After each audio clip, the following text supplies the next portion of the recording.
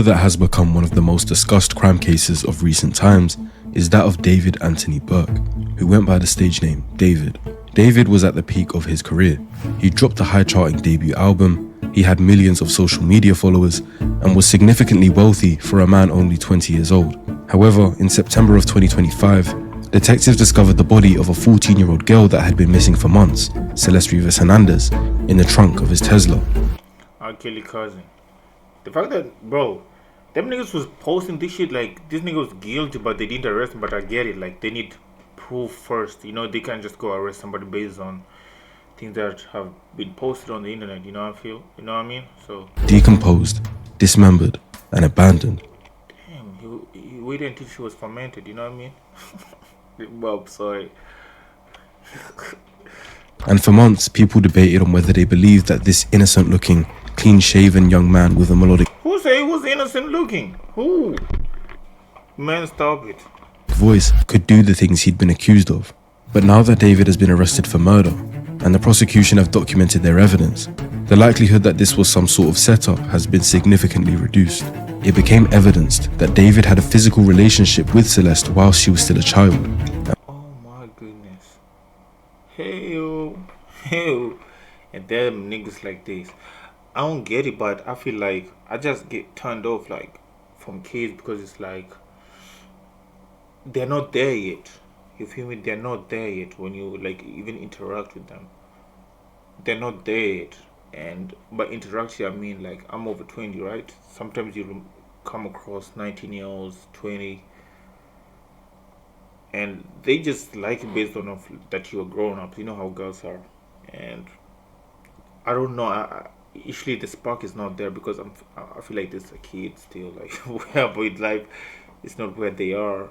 I don't know. You know what I mean? I don't know, bro. They just like too young, too mature. I don't know, bro. It's not clicking, bro. And when they broke up and she allegedly threatened to expose the relationship to ruin his career, the prosecution believed he took matters into his own hands. I ain't gonna lie, guys be tripping though, and it's like crazy, bro. Like right now, it's like not trying to justify his action, but it's like, bro, when you break up with a girl and it's like you got emotion, it's like then you gotta like protect yourself. You feel me? Because it's like they will try to like ruin you. That's why I'm like, if you get money, don't fuck with the broke because it's like you're introducing her to this lifestyle and it's like she's broke. She's like emergency state of mind and it's like she will do anything to maintain this lifestyle. So you taking away, she'll do everything to destroy you. You feel me? That's why you hear bitter baby mamas and like, you know what I mean? Oh, you used to beat me, then you didn't. The Stefan Diggs thing. You see what happened. So look at this. Stefan Diggs was with Cardi B and Stefan Diggs was his chef, right? Stefan Diggs done break up with Cardi B a couple of times. We ain't never heard allegations, this, blah, blah, blah, that, boom, bam, bow. He was fucking with his chef. They broke up. What happened? Accusations. I'm saying, bro, you get paper, don't fucking no broke hoe, bro. I promise you, bro. Like, do a background check, don't. Because, like I said, introduce her to this lifestyle, you know what I mean? And it's like, you feel me?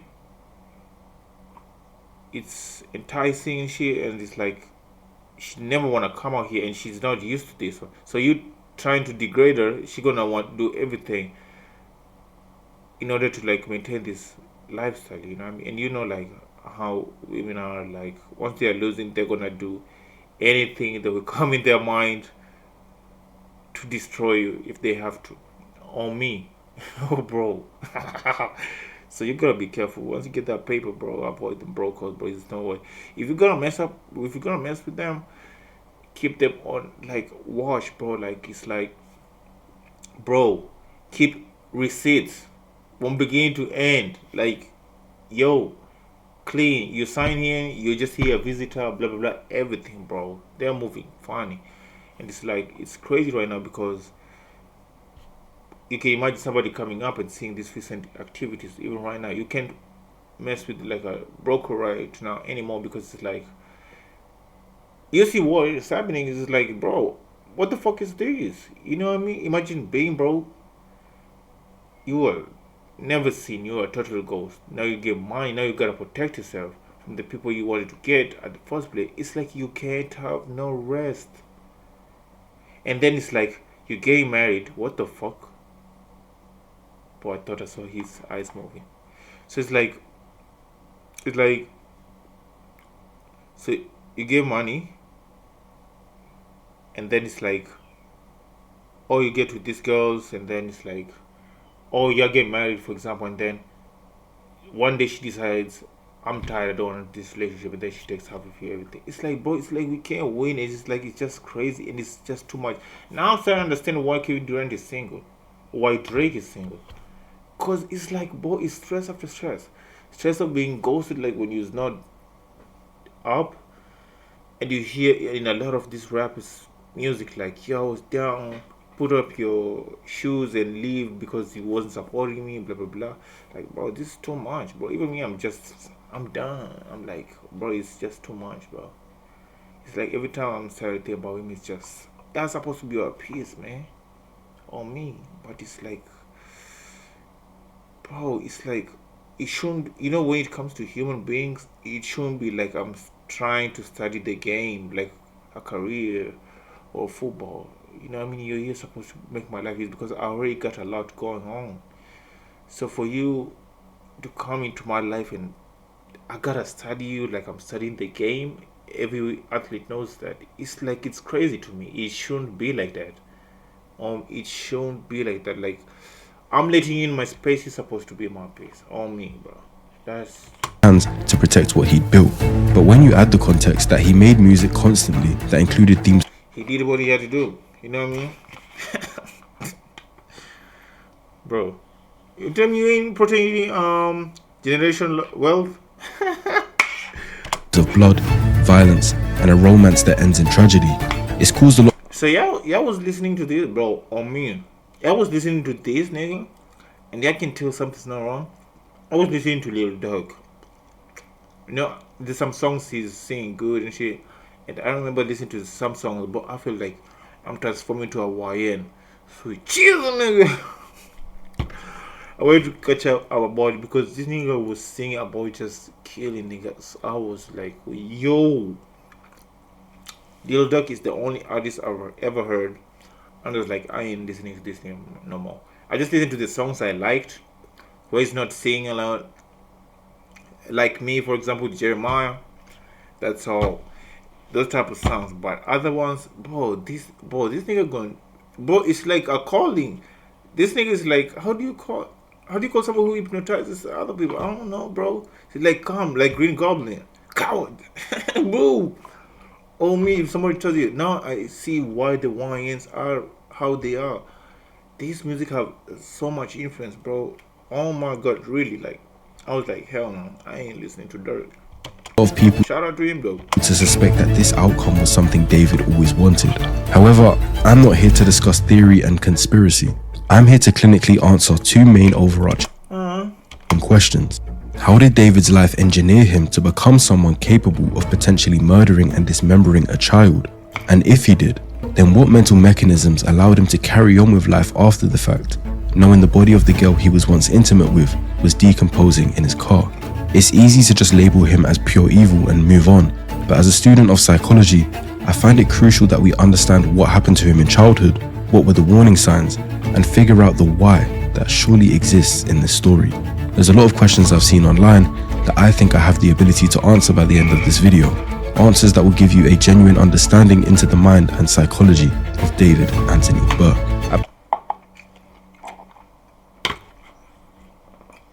Something off about this picture, no? Played it for her in the car. She was like, David, this song is too violent. You talking about killing people? In your music? No, not my son. Oh. And they said there was in science. But it was right there, the whole playbook. I was like, wait, I might be onto something. Whoa! What? What do you mean?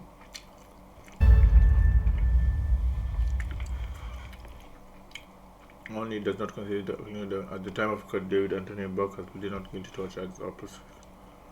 Okay. Wow. What's Add.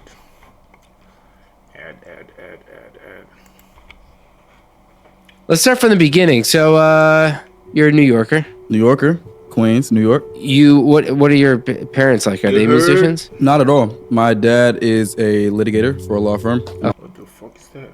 What the fuck is that? Litigator? What the fuck is that? My mother was a teacher. Like, Okay. But and it be the niggas with good ass families, bro. There's not even excuse. This nigga, you raised two people, two households. You know what I mean? Full grown. This means a meal, bro. doesn't do it anymore, but she does notary now. David Anthony Burke was born in Queens, New York, to Colleen and Dawood Burke, two Christian parents that Two. It be them Christian niggas. I literally said this the other time, like, bro. The moment I posted actually this on my Instagram. I was seeing one of my friends posted like, "Oh, fuck them gays, blah blah blah." I'm like, nigga, chill. You know what I mean? When you're like that aggressive towards life, that's when life is like, oh, that's what I mean. Boom, you get a gay son. But when you chill, like you're accepting down, bro, something like that won't happen to you, even if whether that's a belief or not. Somebody's gotta chill. Them Christian niggas, bro, they be acting like they make the Bible, and now see their kids turn completely the opposite of what they're trying. Like, on me. Like, sometimes you just need to relax, man. Relax. Like, relax. Boy, they be behaving like God left him in charge or something. Like, on me. I get it, but still, damn. seemingly would give him a tough and controlled upbringing. Everything we played in the house, music-wise, was just Bach, Beethoven, Mozart, gospel music, like classical stuff, instrumentals only. Like we didn't listen to any other music. There was no like Lady Gaga and all the popular artists everybody was listening to. We never could listen to that because my parents. Yeah, you see. A movie like Jurassic Park, like when the Indominus, you know what I mean? He's saying all this for the first time. She doesn't think with the what they. Bro, I remember there was this girl. She was living like near my neighbor. I had a friend, and this girl lived like. She was the neighbor to my friend, and the parents used to lock this girl like straight from school, straight to book. This girl did not even know what outside looked like. The only time she was outside was like books. It was like to like shop and stuff. This girl reached 18 and ran away. My mom. And I remember the dad pressed me one time because I went to her door, knocked, I talked to her, right? But I think I got her number, but we didn't even like chat that too much. And somebody snitched, right? But when her father came to like talk to me and shit, like I wasn't like he was looking for me at my friends. And but that time we wasn't even talking no more. Like I just let us. It didn't just work out.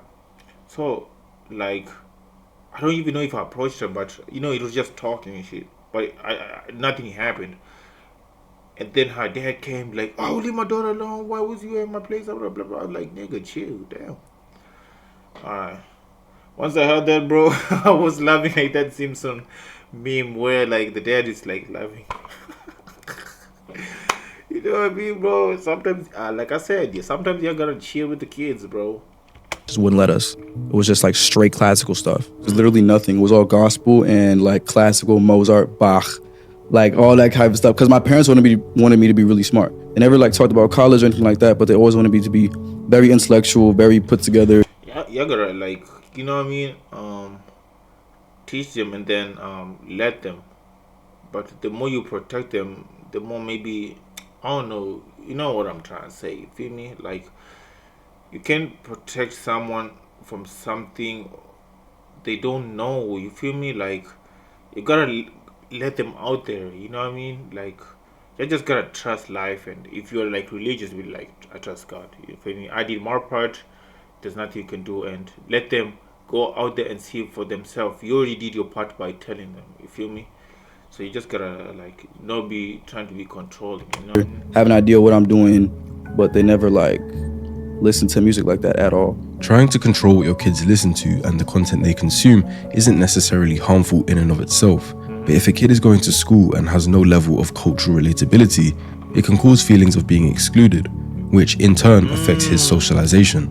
If everyone got to access music and it became a point of discussion he couldn't involve himself in, it might have led to feelings of envy, and instead of David accepting this, he tried to find a way around it. Did your parents put sort of a cap on what you could and couldn't listen to in the Nah, I was house? sneaking It wasn't around. like that. I had this little iPod. I used to sneak. I got it with me right now too. I still got these. I used to Oh sneak around with the You see, and then they start sneaking, and now you don't know what's going on. Now you're raising the how do you call that niggas eating niggas? Jeffrey Dahmer. iPod Touch. I used to sneak around with the iPod Touch and download things off iTunes and stuff like that. The sneaking around his parents like this is consistent with reactance theory, proposed by Jack Brem in 1966. When perceived behavioral freedom is restricted, individuals are motivated to reclaim it. In these situations, the forbidden fruit, which for David Let's suggest that when individuals perceive the freedom of choice is being restricted, they experience psychological reactions, a motivational state aimed at reclaiming that freedom. This often results in them doing the opposite of what they feel pressure to do. Okay, we learned something, but also I forgot to mention something like, before becoming parents, you need to know some stuff like this. People just having kids, but they don't know how to be parents. So maybe they're just going with the flow, or they're raising their kids how their parents raised them, and maybe it wasn't right. Maybe they didn't have all the right information. You know what I mean? Maybe they missed something. Maybe you got lucky. You know what I mean? So stuff like this you should know. I remember, like in school, we used there was cooking lessons, but they removed those cooking lessons. They don't teach stuff like this. Like, I know what I wanted to say was like the way there was like cooking lessons, details and stuff. In terms of love, in terms of being a parent, people don't even like know about love. I didn't even know that. I don't blame them. People go with the flow of Hollywood movies. Oh, I see a girl, yeah, I gotta marry her. No, nigga. Maybe maybe your love is supposed to meet them after 10 tries, after 5 tries, after 5 failed marriages, after, you know what I mean? Like, every person's story is different, and it's like we're following Hollywood's storyline, like, you know what I mean? And it's just tragic. That's what I'm gonna say. And not only that, but it's like nobody knows how to love anymore. But that, I mean, it's like there are rules and like how people behave when they're in the relationship, what you must do and not do. I mean, there are basics with that we know, but there are deeper ones. Like one that I like learned from this Nipsey book that he read was like how sometimes girls be emotional and they be testing you and how you should go around it. My normal reaction would be like, what the fuck is you doing, dude? You know what I mean? Because right now you're just pissing me off. Like, grown ass woman, you know what I mean? What the fuck is you doing? Seeking attention all the time. But that's just how they are. If I didn't that, I would have risked jeopardizing my relationship next one. But after reading it, I was like, damn. You know what I mean? It was like, yo, she might do this. Don't take it to the heart. Just, you know what I mean? Just chill. You see, after reading that book, I was like, damn, you know what I mean? Like, we're so behind, and it's really important for people to, like, you know what I mean, educate themselves. So before, you know, take your time, just be single and don't rush things, just, you know what I mean, and educate yourself. That way you'll be successful. it would have been. So this niggas, I think maybe they just thought, oh, following the, you know what I mean, us as Christians, we are raising a good kid. No, they're the fundamentals, and I'm pretty sure they didn't know this part. Most Christians don't know this part. You know what I mean? So, yeah. Music becomes more desirable, and the individual tries to acquire it by any means, even if it includes secrecy. Now, it's not the behavior itself that's necessarily significant, but the pattern it establishes. That authority is to be managed through concealment rather than confronted directly. This pattern would then reoccur later for his adult life. It didn't help David that his private school life in New York also consisted of bullying and teachers picking on him, so he had an uneasy time both at school and at Damn. Why the teachers bullying kids? home. I hated New York at that point. Like, Why did you I didn't hate like it? my school. I was at a 'Cause private it's, school, and they treated me so horribly, dude. Why? It was insane. I don't know. All the teachers had it out for me. My little brother could testify to that too. Dude, they just had it out for me all the time. I don't know what it was. I would just do nothing to nobody, and the teachers would just pick on me and bully me for no reason, bro. I wanted to leave that place so bad. And he got his wish. He's scrapping on me.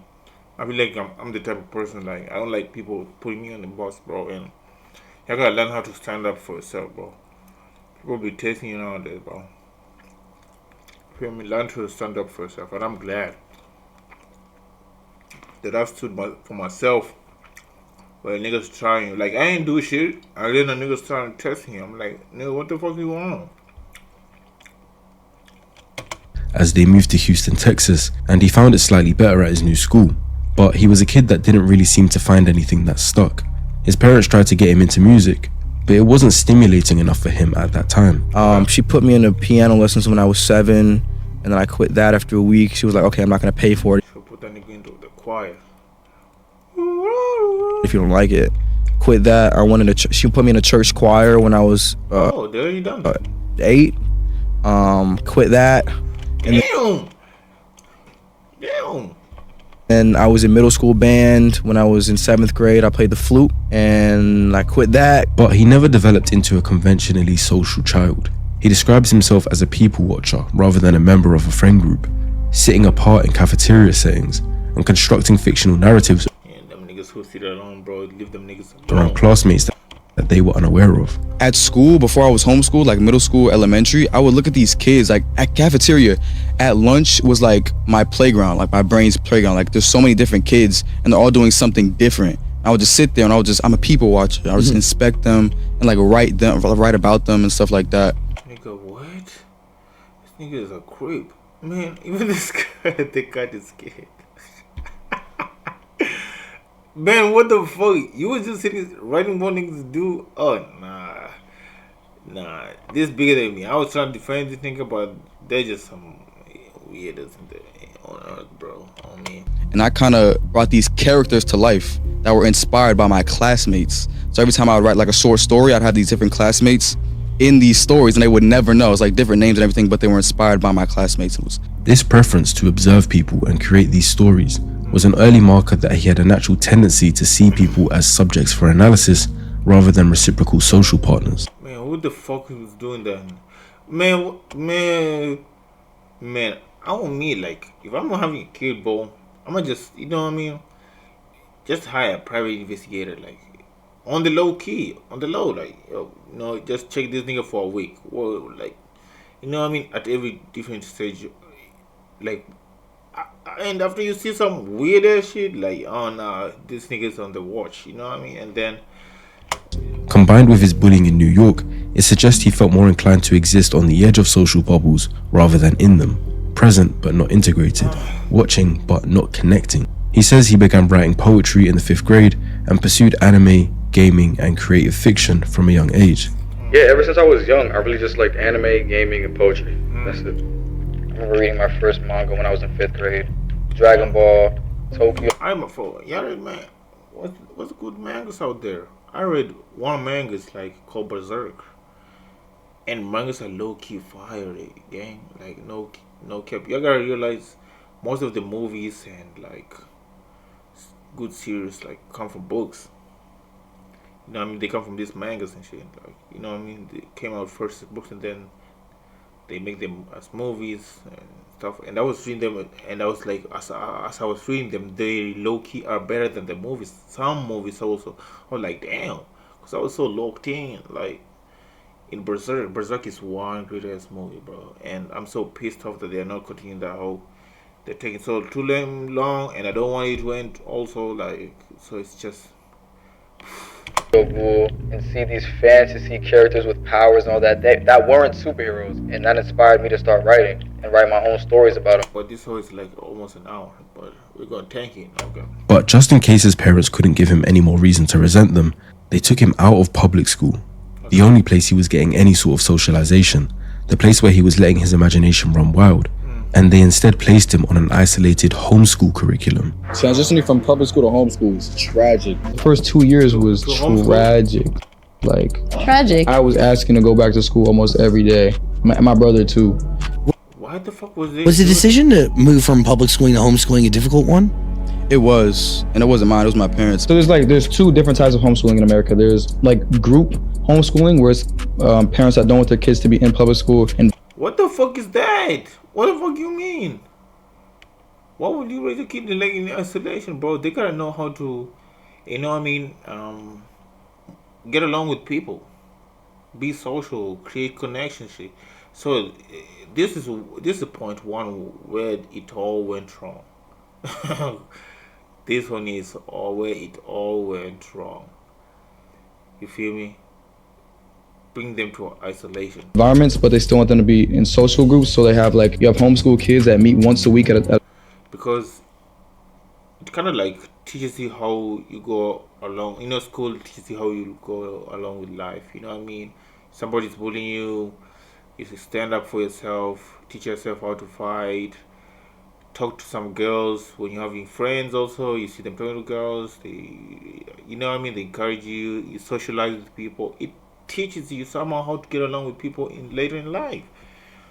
So why the fuck would you bring this into isolation? You create this monster. at a specific place, and they play extracurricular activities like basketball and stuff like that, so they can socialize. And they do the work on paper. And then there's a second homeschooling where it's just strictly on computer. That's what I did. They can socialize once a week at a specific place, and they play extracurricular activities like basketball and stuff like that, so they can socialize. And man, America will be on some bullshit. I ain't gonna lie. America will just be on some bullshit on every bro.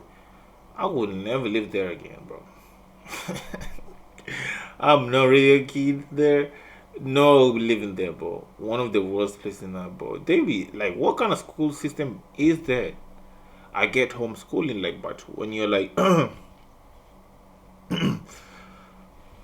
when let's say maybe a celebrity, I get it, but also you can take them to a private school though.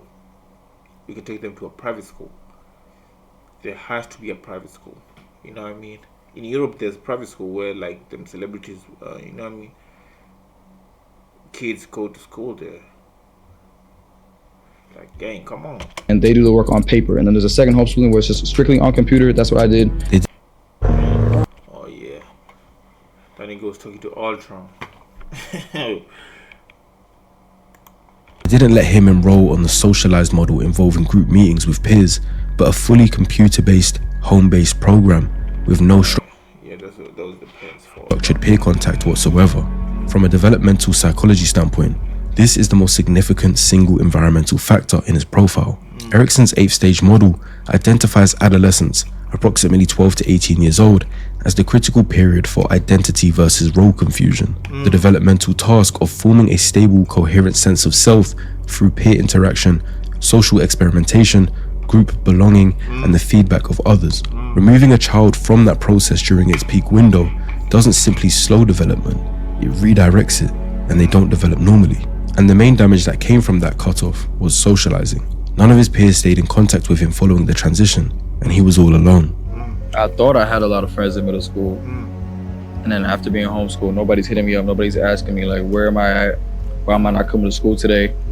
Yeah. It made me question, what is a real friend? And do I have any of those as well? Damn. What do you think a real friend is? I'm gonna say a real friend is like a brother. If your friend is not like your brother, that's not your friend. Or me. Because that's like your second family. You feel me? They're not like family. A family won't betray you, won't do this, blah, blah, blah. They may make mistakes, but they don't see you like that. That's not your brother. That's not your friend. That's how I'm gonna just put it. You feel me? So yeah. Especially when I was transitioning from public school to homeschooling, and nobody hit me up on Snapchat when I was streaking everybody. My Snap score was 250,000, bro. And nobody hits you back? Nobody. Bro, Snapchat is also dead, nigga. I'm a bit older, but I don't see the point of Snapchat, bro. Maybe for kids and shit, but bro, if somebody's older and tell me that, yo, I'm using Snapchat, I'm like, bro, gang, what the hell? Feel me? But even nobody hitting you, bro, I feel like it just comes with drama. Most of the friends, it's cool and all, but not all of them are gonna be there, and it just comes with the drama. Sometimes not having friends, sometimes it's good because it's less drama. And the one that comes along is the way is the person you actually need in your life. These other long ass groups just drama, bro. Just gonna stray you away from sometimes your goals and all this stuff, and it's just gonna redirect you from a good thing in life. So sometimes it's, somebody said like, oh, I might just rephrase it like this, like, rather be alone than in a bad company. Like you have a bad circle and people that you don't even fuck with you. Rather being alone than, like I said, that one rude person comes along. That's what I'm saying. Like nobody like, who, you not at school? Where'd you go, Dave? Like nobody. Like, did I really have friends? And you start to question things. Oh yeah, this is a villain origin story, bro. Like they joke Totally. About your everyday Why they making me feel sorry for this nigga? life. It's like who's really there for you at the end? I mean, dude, homeschooling really takes a toll on a kid. Like, Isolation. Oh yeah, the science was there. Oh yeah, yeah, and the science was there. there's outlets like, I know I made a couple friends now that were homeschooled, but they had like these groups that they would go to like bi-weekly and just to socialize. But I didn't have that. Where I grew up though, we had like two sets of school where you like either like go to a public school where like you go every day back and forth, like you come back. No, we had public and private schools, okay? When you're like in high school, like from ages 13, 14 to like 18. So you had private and public. Private was like for the rich niggas, you know what I mean? More privileges, like I don't know, it was just for them rich niggas. Public school was for like middle class, and then also like poor niggas, whatever. Then we had another set of form, like which we had another system where it consisted of like both. It's like boarding school and day school. So day is like you go to school in the morning, in the evening you go back home, and then you had boarding school. So for me, but I hated boarding school because it's like low key I want to be outside, but then it's like my friends are not outside. Oh my god, it was so bad. I just, you know what I mean? I started hating school. I just started hating school. I don't know. Ever since I finished like preschool, before high school, I just started hating school, bro. Because it's like, oh no, it had nothing aligned with what I was hating in life, bro. I don't know, and I had no motivation for it. But it's like I'm glad I attended both boarding school and day school. Boarding school where I had to sleep there, it was cool. I created memories and stuff, but I always wanted to like get out of there. But I ain't fuck with it. Day school was cool. It was fun. I actually prefer it, bro. I ain't gonna lie. Like, David would start to feel Then the worst part is like where I grew up is like girls were on a different part of school. Yeah, was not allowed to be mixed, bro. It was like, bro. growing disconnect between himself and his age mates, and an acute awareness of experiences that he was excluded from. Oh, he's slowly transforming to a Hawaiian. Damn. I've gone through his TikTok, and this My homeschool self seeing y'all Hoko proposal to this was clearly what hit him hardest. He was emotional seeing homeschool proposals. He has another post titled, what it felt like to be a homeschool teen. With them chains, or that nigga grew up to be a weird nigga. What it felt like to be a homeschool teen, and I won't play the audio for copyright reasons, but the lyrics go, everybody's falling in love and I'm falling behind, Oh, he crashing out, bro. This science was there. as he visibly shows his frustration at that fact. He missed out on having high school relationships, but had to watch everyone else get to have one through Snapchat. His former peers got to post relationship quotes and pictures with their partner, whilst he stayed at home, unable to do anything but watch. As the caption says, homeschool and being on social media 24/7 was not a good mix. In another post, he says his superpower is never being able to express my feelings properly because I was homeschooled and had no social life for 5 Them niggas was crying. Yeah, if he was around, them hardcore niggas, like, they would have tightened this nigga up a little bit. So sometimes, you know what I mean? So I think, you know what I mean? They would have shaved this nigga a little bit, but you see this nigga on TikTok crying shit, like, You know what I mean? Like, man. years. And on another, he says, I was homeschooled all my life. I never got to experience any school. I can call him like a weird nigga who's going around like killing niggas just because he killed one person. But obviously he's played a role.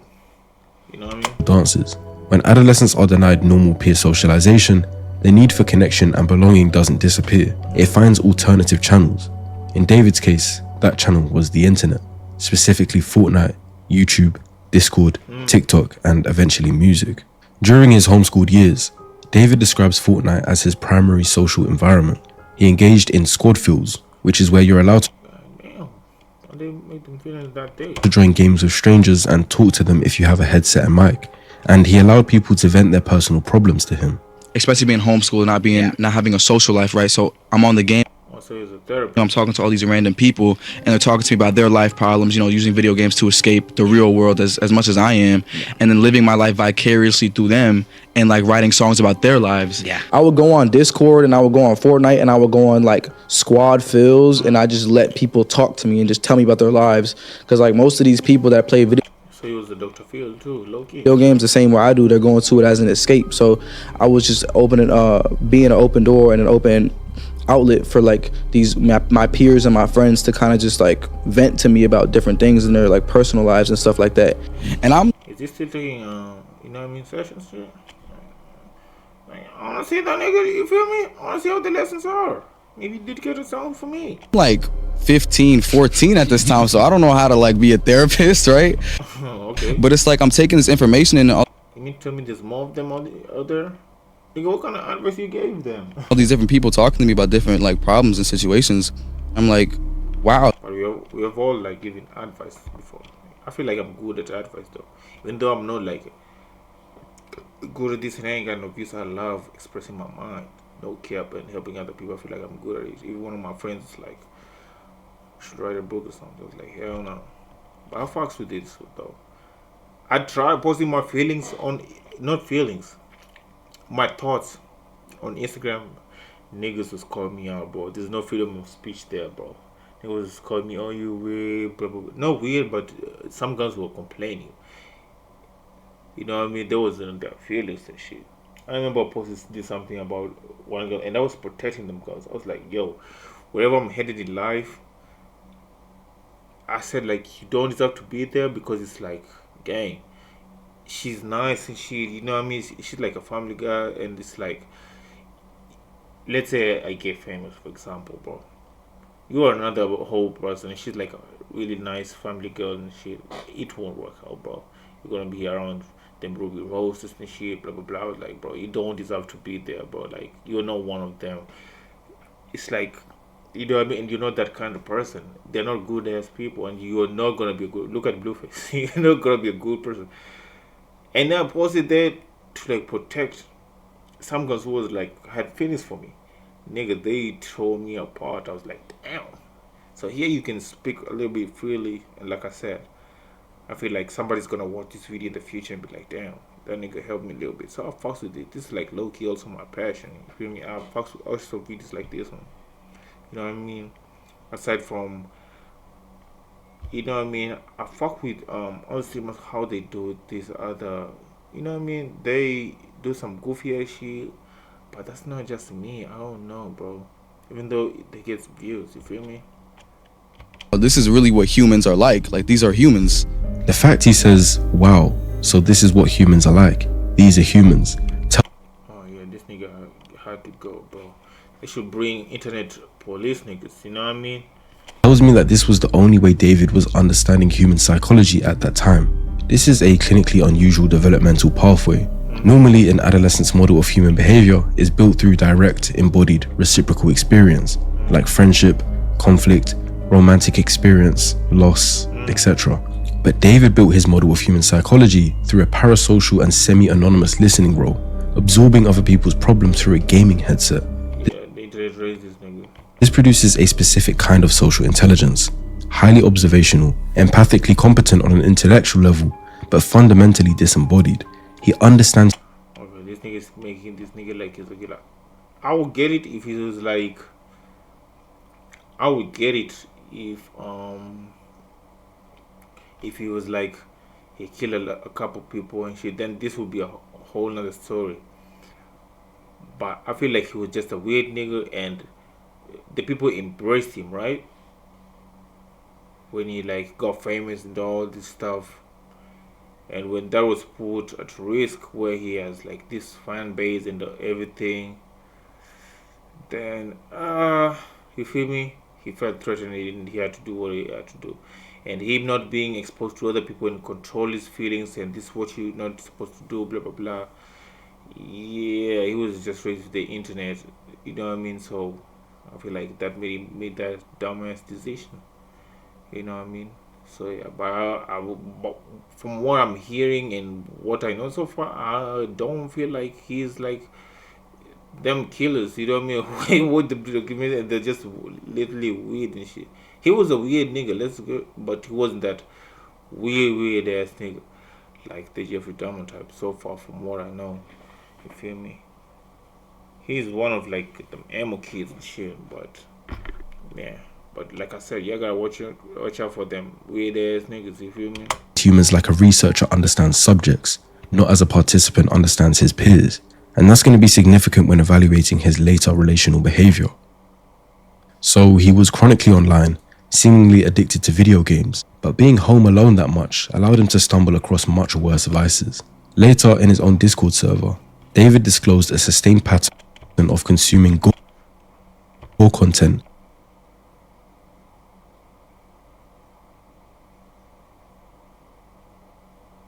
What the fuck is gore? But what the fuck? Something flew in my nose. What the fuck is gore? Oh, I can Google this over here. Gore meaning. Hold on. Let me read it. Bro, my shit is on like on German. Where can I translate this whole?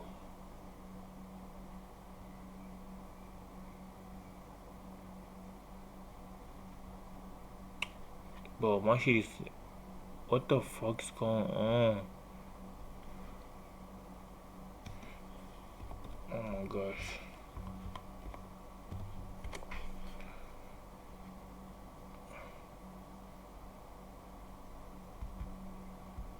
Gang, what the fuck is going on? Okay, hold on.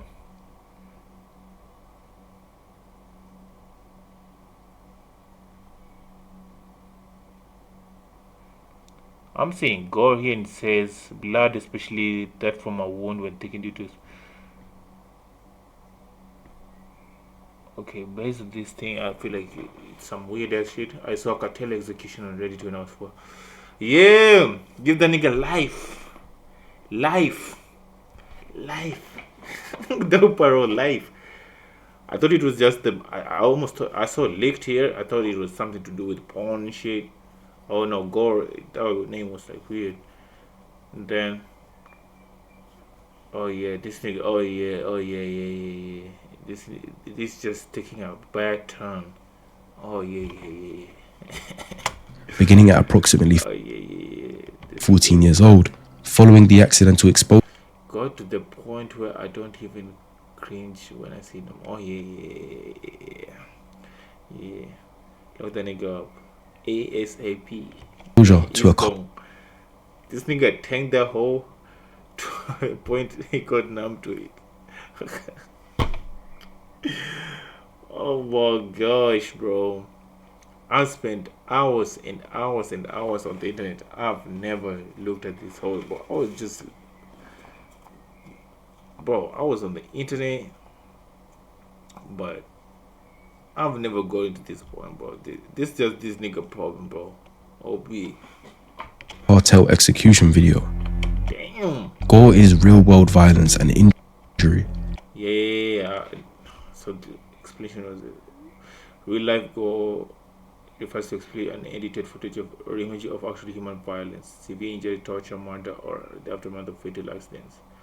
Often found on specialized shock websites and social media, it differs from serial gore movies by showing the genuine non-steroids or of blood organs and fully uncensored, including death and murder. Oh, me, I met somebody from a war-torn country. and they was telling me how they've seen this shit, right? They've seen it live, leave alone this one. Them niggas are not scared of nothing. These niggas don't have no soul. On me, bruh. We was playing a horror game and then we screaming like little girls. This nigga was not even saying like, what? What's this? I was like, nigga, what? Nigga, we playing a horror game. It was even Roblox. We screaming and shit like, oh my god, we jumping. This nigga's like, this nothing. Like, why are you screaming? I was like, what the fuck? This nigga had no soul, bro. I feel so bad. It's like dead men walking. But this nigga was dead ass just saying this shit like, no feelings, no nothing. Don't mess with them niggas, bro. They've reached to a point where in human life where they're just broken. If you don't mess with them niggas, bro. If you have niggas coming from water, they got nothing to lose. There's a fine line in life where you don't cross. So once you cross that line, like this one, you're no longer human, bro. Trust me. Like, bro.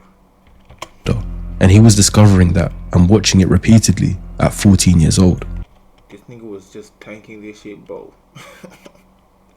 He describes a progression from initial shock response to habit.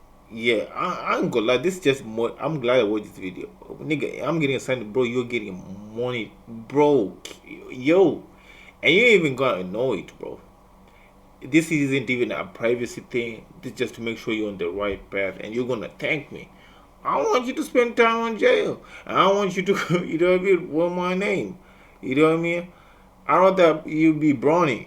You know what I mean? I'd rather you be Bronny on the league, dropping 3 points or whatever, nigga. No cap. Rather than some other bullshit. Situation, saying, it got to the point where I don't even cringe when I see it anymore, to then developing a dissociative response, claiming he started laughing at one point, but then escalated to deliver. That nigga turned into the Joker. What? Now his videos is making sense. Yo, he started laughing.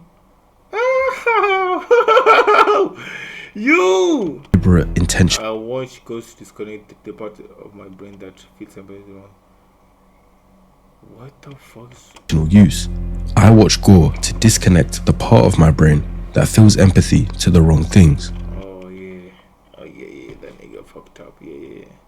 It's over. It's over. It's over. Like, this is, bro. If this nigga got this, the police definitely got this, bro. This thing is already cooked, bro. I see why they want to give them this nigga a chair, because this nigga cannot be released. Yeah, I cannot release this anymore. Oh yeah.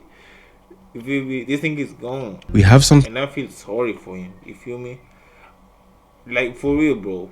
This is like a villain origin story, like the Homelander, bro. If they just, you know what I mean, small, like, bro. thing called an amygdala, which generates the brain's threat and disgust response Generates the brain's threat and to violence. to violence.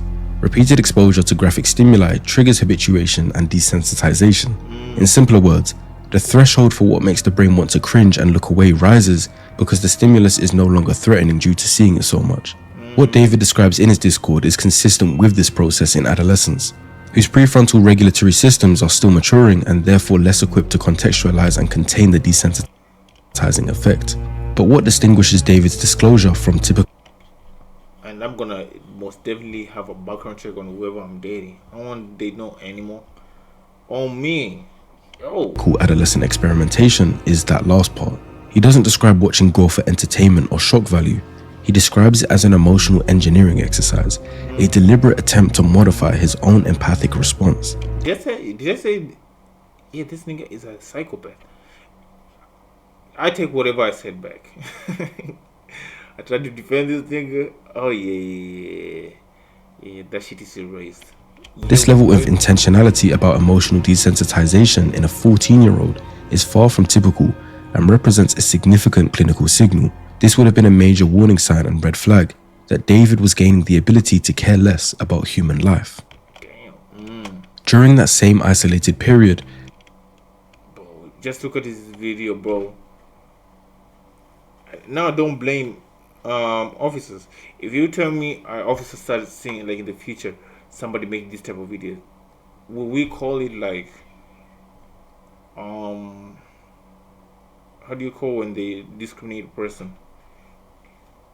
You know what I mean? Like, you know what I mean? They're like, we got our eyes on you. You feel me? We can't call it that because the last person was like moving funny. There's no way you just started making But what the fuck?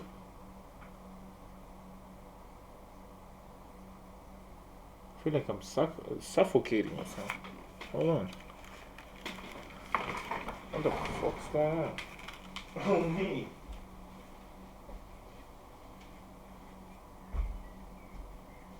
Oh, there's a...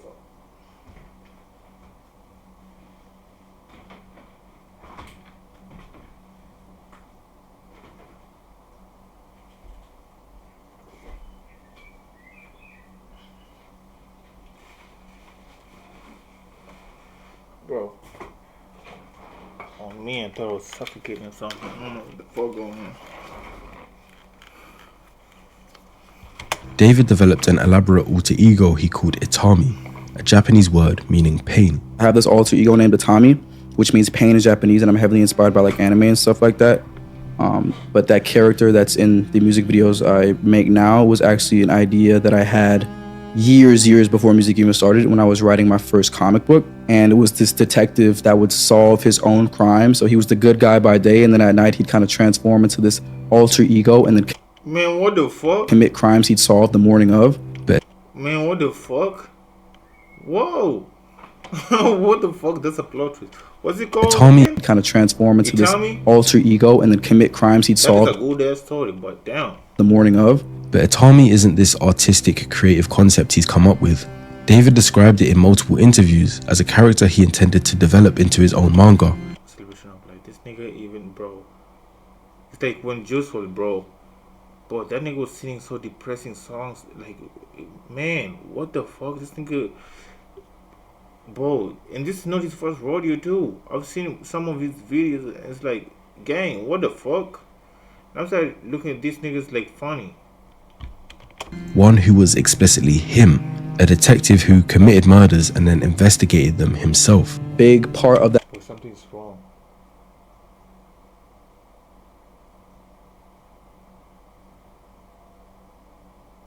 It's like I can't breathe or something. Like something's just. I think I know what's wrong. that manga was an evil version of me, an agent of chaos. It's like I'm inhaling dust, or is this? Oh, is this? I know what's wrong. Oh my god, it's my computer's dust here. The fan is like on the front, so it's blowing the fan. I didn't clear the dust, so it's like I'm inhaling this, bro. No wonder I couldn't breathe. I was like, what the fuck? It's like a little bit dust. Cover on this, like, bro. Us and kind of my alter ego, and there was an evil version of myself that would kind of come Bro, what the fuck is this individual just stay calm? Like, bro, he's talking about, bro, are you listening to what, bro, some of this interview you're just gonna be, hold the fuck up, you know what I mean? Like how they did Tyler the Creator. What made you come up with that verse?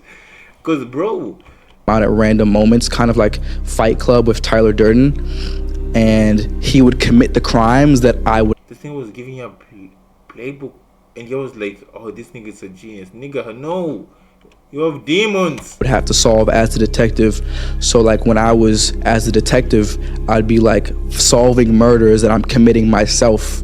Understand that there's a difference between normal fantasy and what David's doing. We all might fantasize here and there, maybe about obtaining a certain level of wealth or driving a certain car or whatever you guys care about.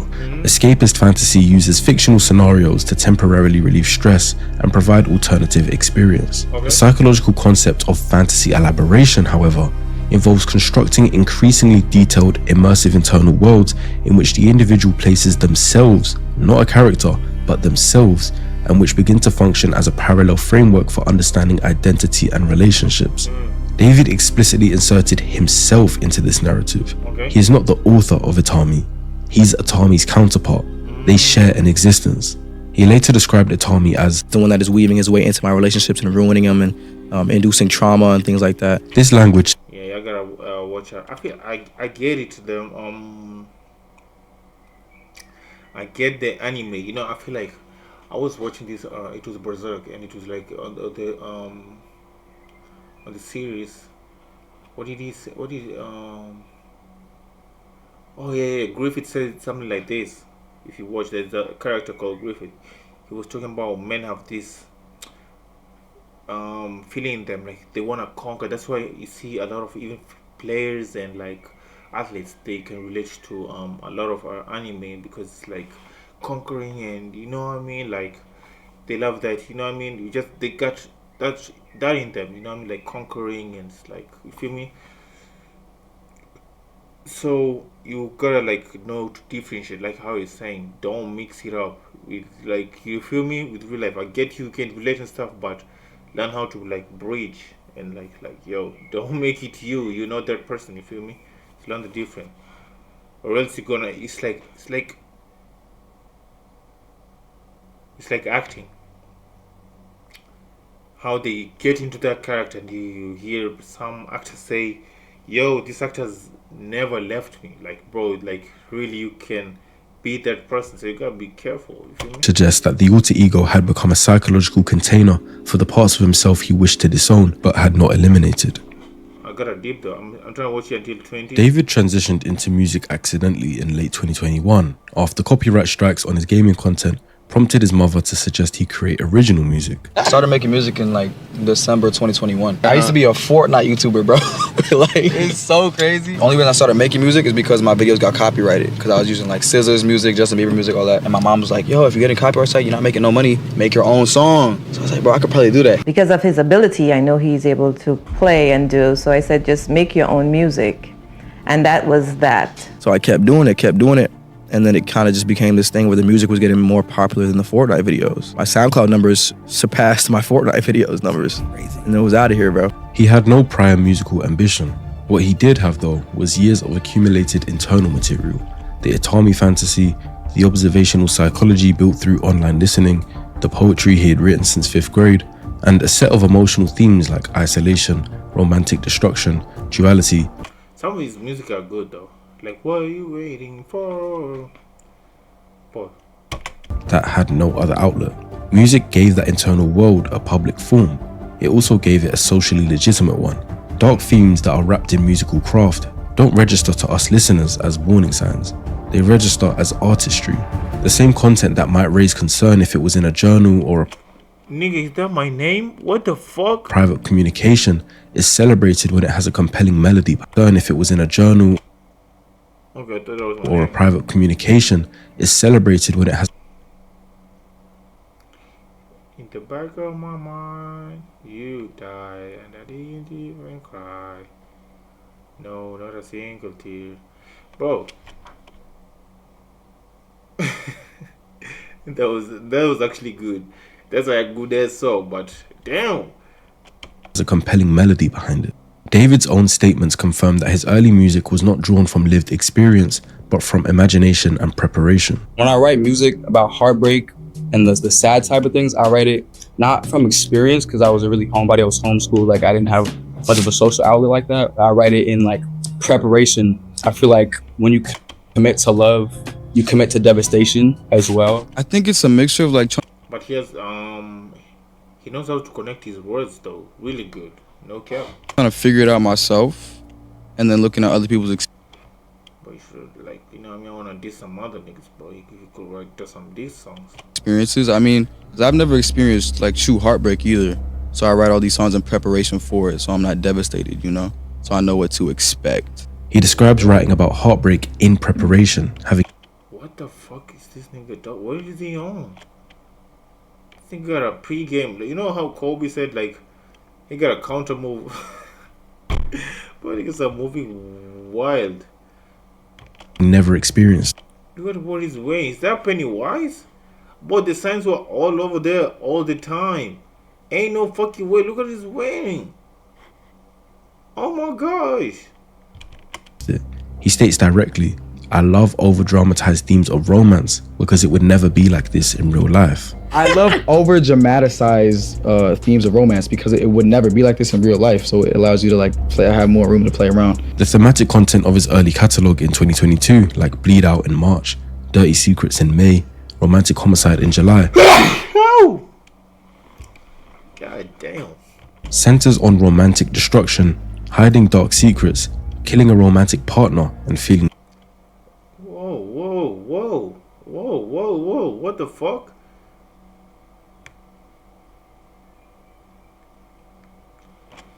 Whoa, what the fuck? No remorse. Romantic homicide.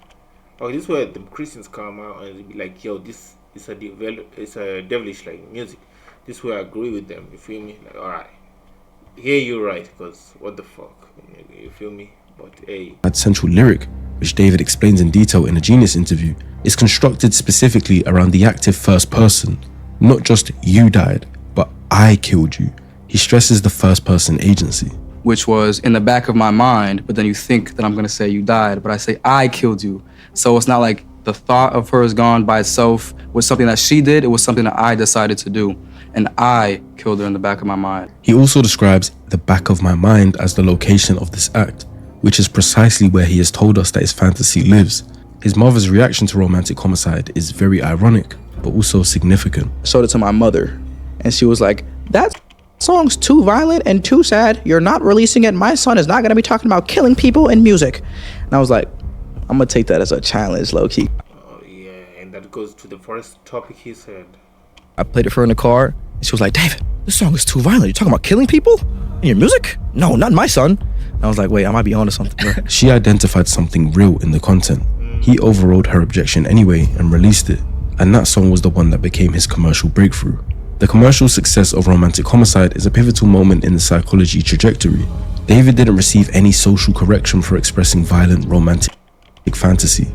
He received validation, streams, a record deal with Interscope. The thing was also Paul to pay in when he was 17. They did call for him to be paid at least in advance for an EP, an album, or any various deliverables upon signing. David was paid $500,000. That was followed by $50,000, and the big one, Sam. The contract says the value could balloon to $6 million, 2012. And multi-million That's not bad. dollar Is that a bad deal? That's not a bad deal. career momentum. I get the first email from the labels. I showed it to them. I'm like, all right, my mom has to hear about this now. I was like, there's no way I can like sweep this under the rug. I'm getting really famous right now.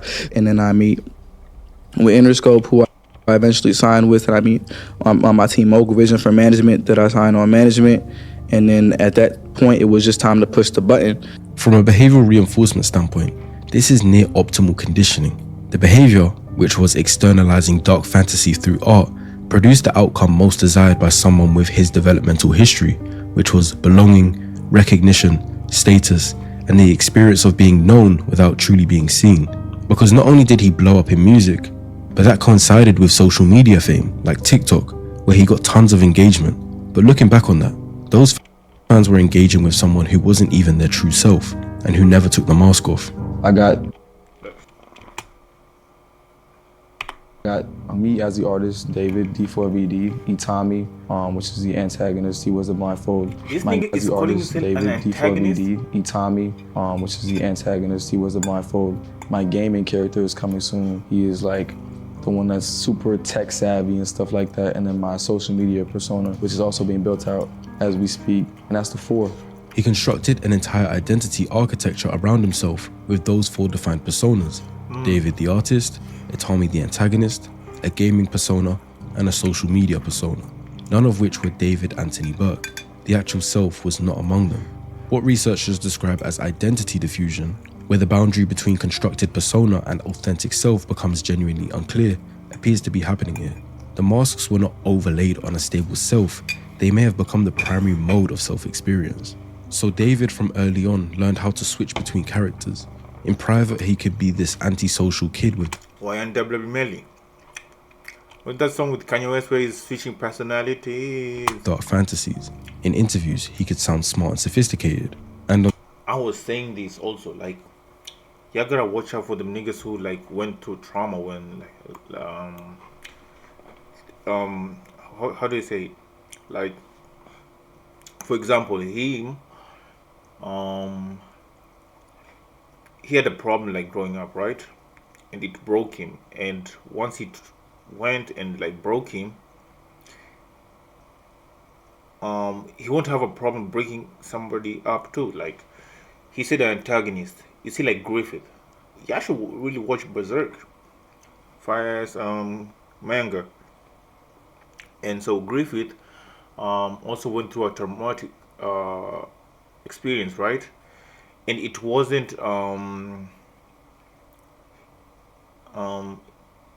it didn't start like when how do you call him, Guts left him, like his best friend left him because he wanted to chase his dream after hearing him say he only respects people who like achieve his dreams. And then after that it was like, yeah, just go watch it. I'm not gonna spoil, but the thing is, this guy went through a traumatic experience, and then he went on and betrayed his friends and family. So what I'm trying to say is that you gotta watch out for people who go through traumatic experience, like growing up and having problems, because they're gonna end up bringing that trauma to you. And you know, I mean, so you gotta really watch out and make sure people are healed. You know what I mean? Also, here on the streets, I see a lot of people. They might seem okay, but you gotta chill and just talk with somebody until you see the real them, and you know for sure, like, yo, these niggas like doing good. Don't like, you know what I mean, be with friends like them, like that, you feel me? Because you don't know what you're getting yourself into, you feel me? On TikTok, he could do his best to be relatable. And the Griffith actually relates to this nigga because when his dreams crumbled, you're gonna die with him. He's gonna take you down with him. And you know what I mean? That's what happened to Griffin. That's what happened to him. He saw his dreams crumbling, and what did he do? He took the girl down with him. Y'all gotta watch out for them niggas with trauma. Goofy to his audience. That ability to switch became something that we now potentially know might have helped him deal with. I don't trust niggas who dress like this, bro. No, hell no. Fuck no, hell no. The Absolutely consequences not. of his future actions. Holen Sie sich jetzt den kostenlosen Spezial. These ads are just... According to prosecution documents, David and Celeste. Damn, she's literally a kid, bro. Yeah. What? Nah, this nigga had to go 11? 11?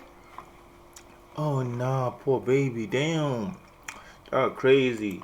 Rivas Hernandez first made contact online in January 2022 when she was 11 years old and he was 16. Damn. This reportedly happened on Fortnite, which would be consistent with how David got his social interaction.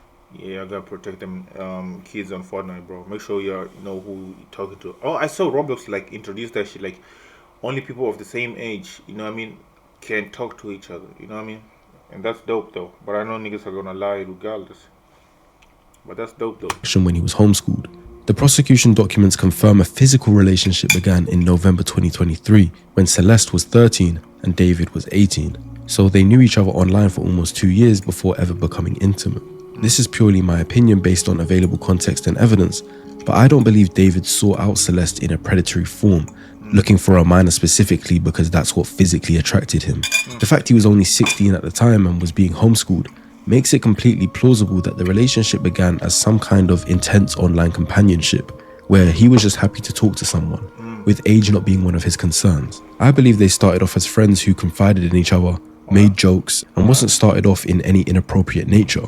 What changed it is the question. The evidence that the prosecution are bringing forward documents a pattern that David was grooming Celeste in stages that got gradually more intense. The first thing he did was make her feel special. He released a romantic homicide music video on Celeste's birthday.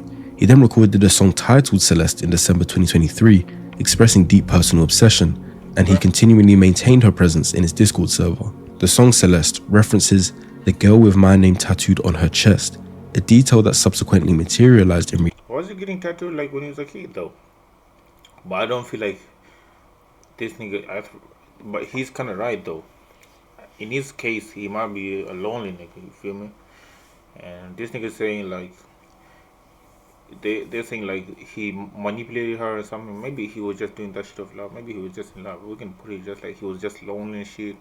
The way you're hearing, pretty sure it is them niggas who ain't got no, who don't get bitches. You feel me? It can be that. I'm not justifying this nigga. It can be.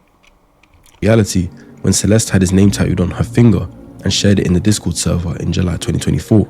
He also never publicly posted her on social media, but would post pictures where she's present but not identified, Because she or captioning posts referencing having a girlfriend to show his fans he was in a relationship, which gave his romantic music credibility. Another thing he did was use financial control. Prosecution documents confirmed that after Celeste's parents removed her phone from her in February 2024, David drove to Lake Elsinore, where she lives, and paid a classmate $1,000 to provide Celeste with a new phone he had purchased so that they could maintain contact.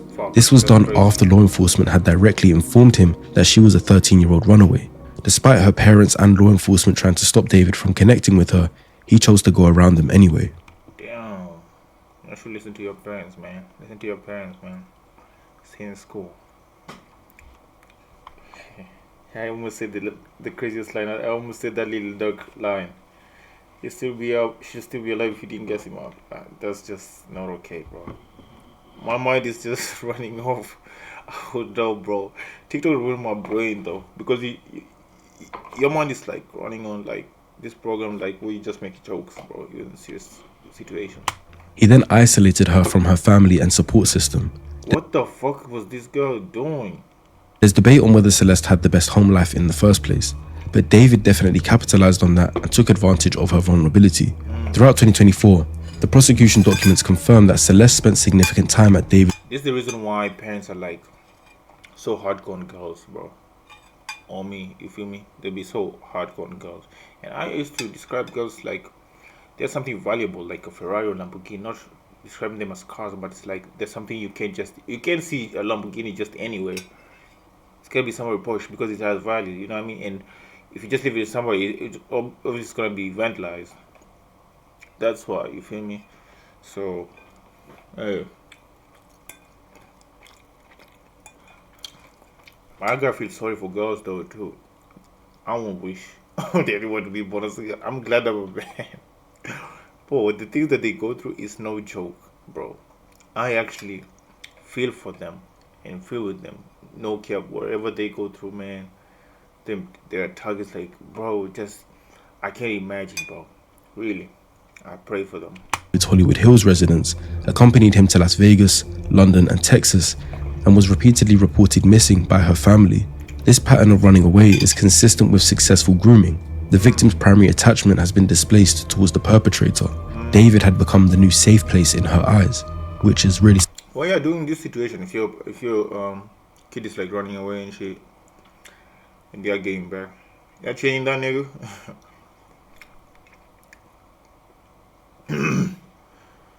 And especially like, I feel like they should have like, you know what I mean? I feel like they should also like protect them kids. You feel me? To a point like, yo, if you contact this person again, if they run away and you get found with this nigga, you jail more than 10 years. Cause also, you making this kid like run away, and we can't say we want to change this kid and all this stuff. They gotta know it's wrong, or this kid is also has to be punished also. She was a teenager, right? She knows what's right and wrong, and she's doing. I know she's like a kid, she's not seeing, but still you gotta hold her also accountable. Like, yo, okay, let's see how she's gonna contact David, like from jail, because now you're not listening. I would have literally tell, like, bro, you see, y'all pampered her, and then y'all see, bro. Now I get why parents are like really like super strict, especially when it comes to girls, bro. For real, because they are targets. To think about in hindsight. Another thing David desired was surveillance and control. It could be for humor purposes, so take it as context rather than fact. But in January, yes, I will swallow an air tag so you know my every move. What the fuck is this nigga talking about? What the fuck is he talking about? Second of all, nigga, did you just So you got attack in the stomach? Ain't the police like gone, like they're gonna go after it or something? No? 2024, Oh, my teeth are fucked up. I can't even let words out of my mouth, bro. after they'd started a physical relationship. He posted TikTok with the text on the screen implying a partner telling him that she will swallow an AirTag so he gets to know her every move. It seems playful on the surface, but with the context we Yeah, every joke has a truth to it. have, he's describing a desire for a constant location surveillance over a minor. On January 11th, 2024, David did a Twitch stream, but he had Celeste in full view of his audience, right there in plain sight. She was wearing a hoodie and glasses to perhaps conceal suggestions at her age, and they seemed to be doing a cooking stream. Season it? It's already seasoned, bro. It's Alfredo. I'm yet to find the full stream,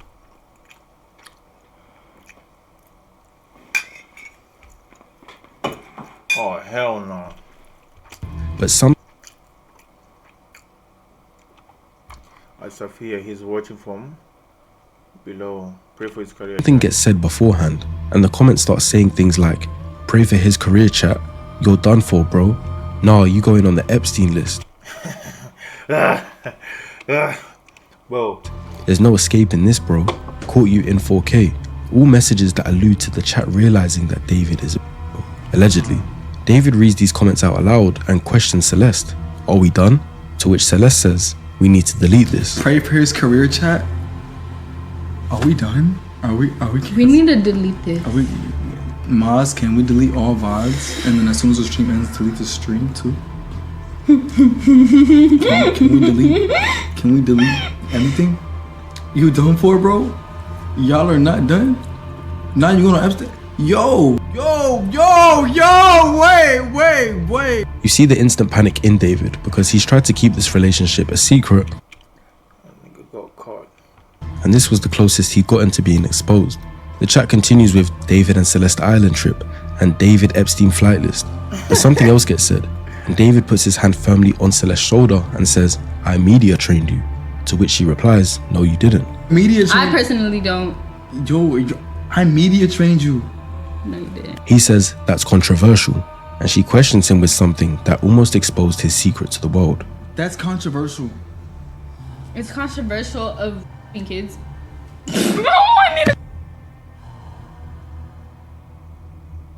Really good. Okay, It's been a good one. Bye. Bye, guys. Mwah. Oh my. Delete everything. Delete everything. Everything goes. She Oh, yeah, we ain't deleting shit. seemingly regrets saying it straight away, and David ends the stream.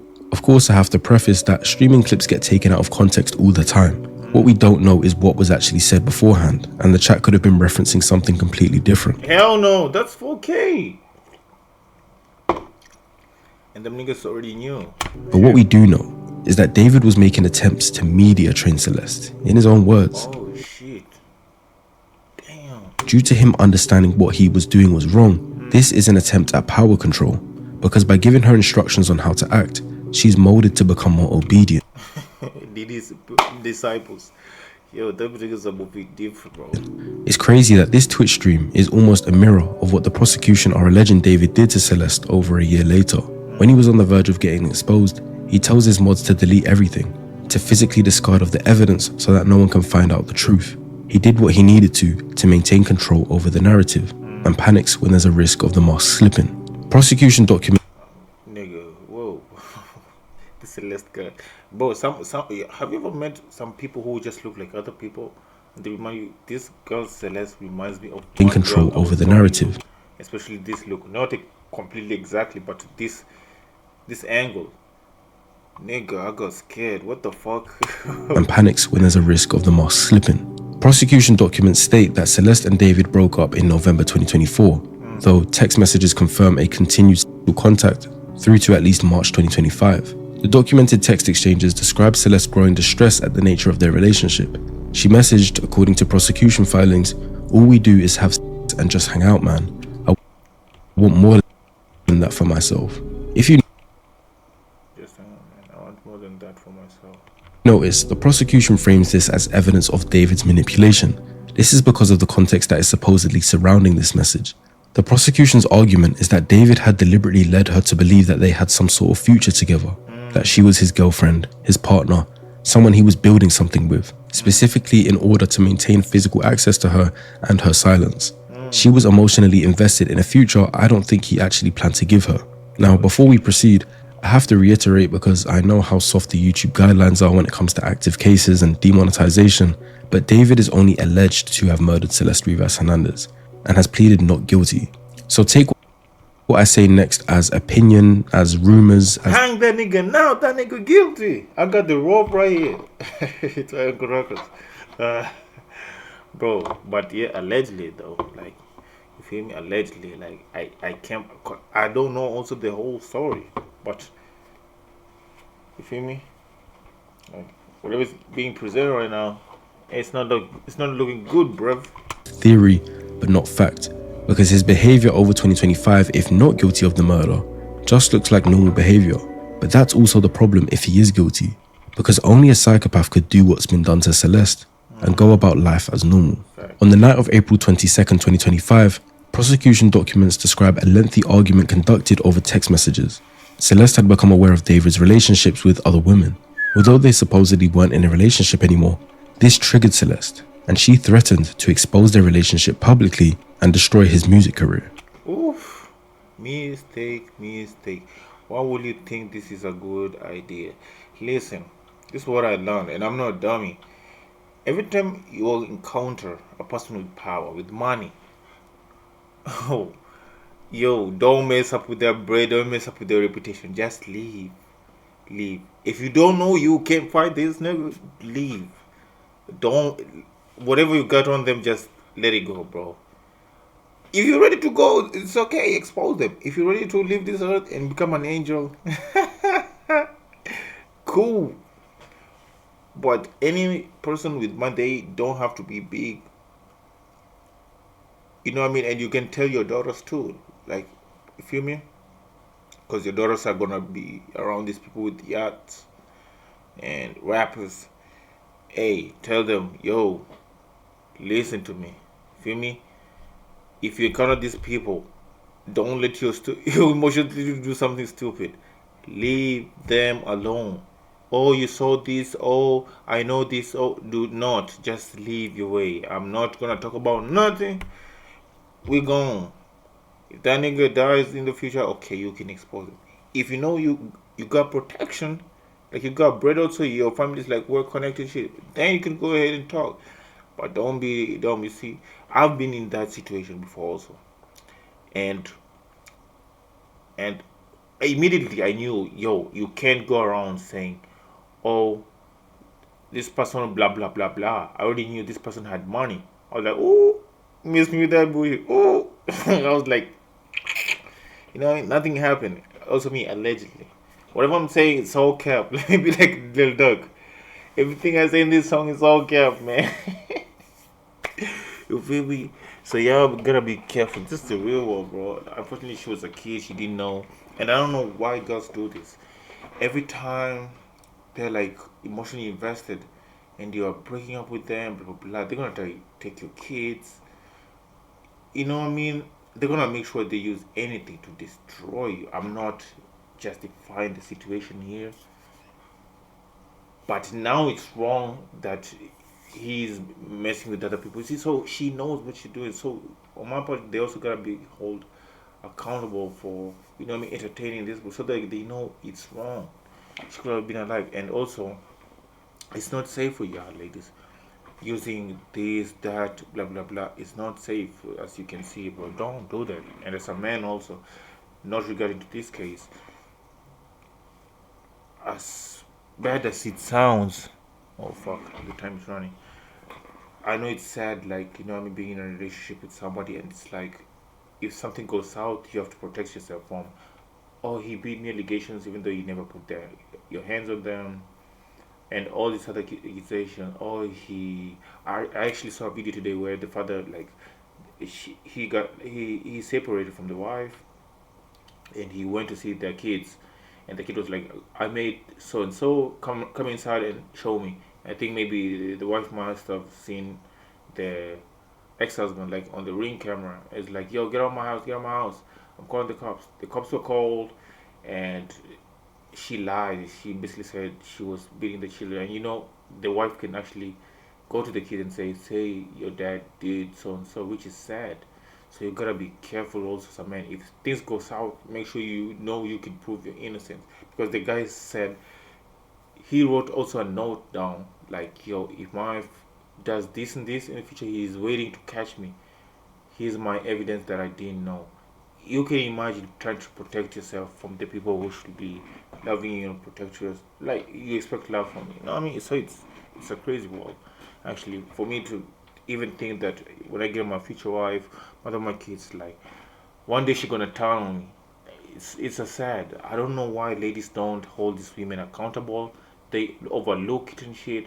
And then when we start, people are even having cameras inside their house now to protect themselves. Like how weird is that? They will start blaming us. And next time something really, really happens to you, you won't be believed. And whose fault is that? It's you ladies. There's a lot of turn on stuff like going on outside here, and I see ladies turn the left cheek or their eye, they ignore it because it's favoring them. Oh, it's not my business. But as soon as it's like, you know what I mean? It's really, really against them. It happens again. Then it's like, oh, let's rise up, blah, blah, blah. But oh, when they was holding the man, y'all was quiet. Y'all should be like, yo.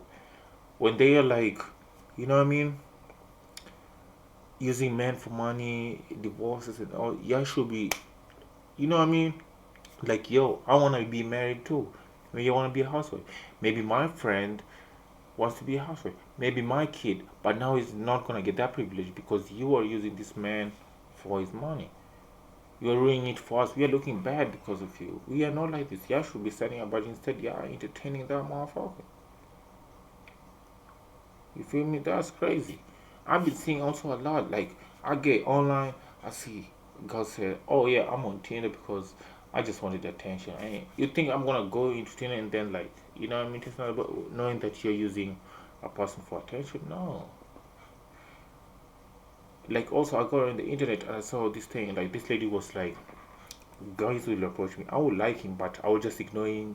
I will just, I would reject him because I can and I'm bored. And I'm like, what?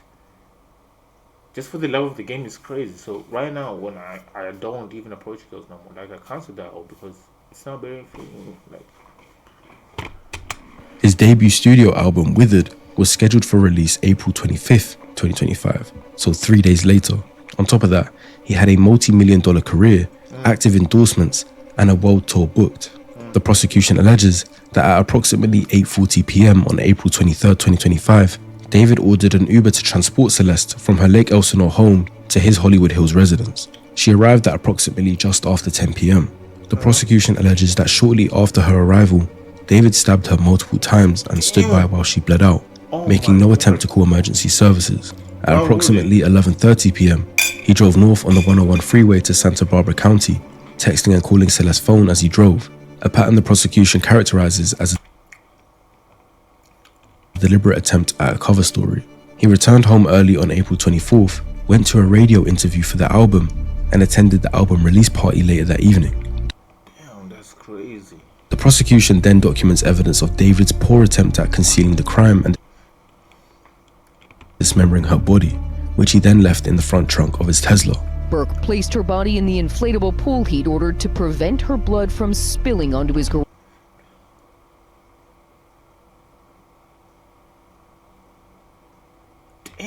floor and used a chainsaw to cut off her limbs. Surveillance footage confirms David drove his Tesla for the last time on July 29th, 2025, before parking it on Bluebird Avenue in Hollywood Hills and departing for his concert tour. And this is the alleged story we have so far on how David potentially murdered Celeste and then continued with life like nothing happened.